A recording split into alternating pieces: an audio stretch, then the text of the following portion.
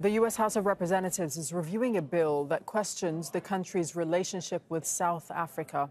And the bill accuses South Africa of building ties with countries and actors that undermine America's national security.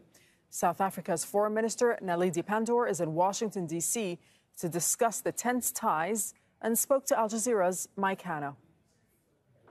There's almost an implication that when America holds a particular position, South Africa must follow. And it's very interesting that other countries that share the perspectives that South Africa hold are not being,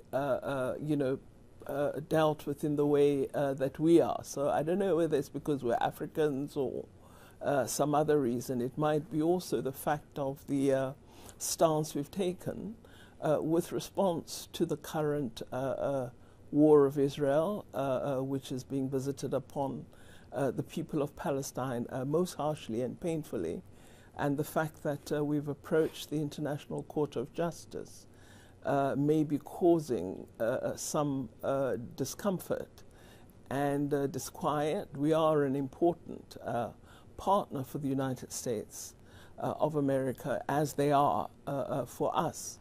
And so I do hope that we will be able to repair the relationship and continue on the established basis that we've built up over many years. So you believe South Africa's decision to take Israel to the International Court of Justice is a primary reason for the tenseness of the relationship?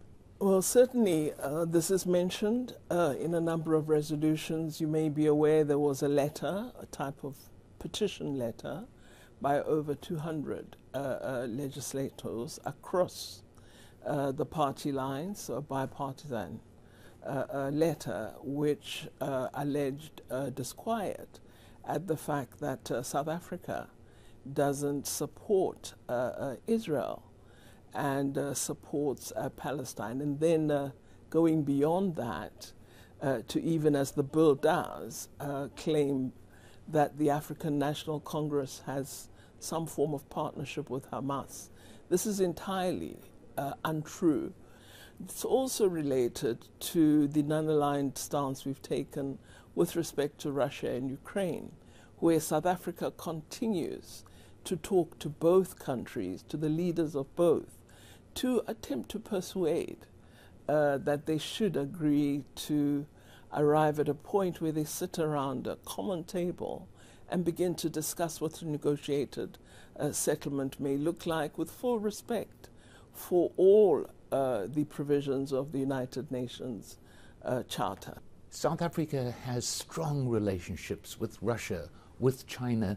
Couldn't this be of advantage to the United States in terms of forging links with these countries? Our underlying fundamental philosophy in foreign policy is we always seek peace. We always seek negotiation. We are mandated by the Freedom Charter of South Africa to always pursue international peace and friendship, and that is how we've conducted them ourselves. Of course, having been a people who suffered under the oppression of apartheid, we reject oppression wherever we find it and seek to reduce harm for people who are striving for freedom.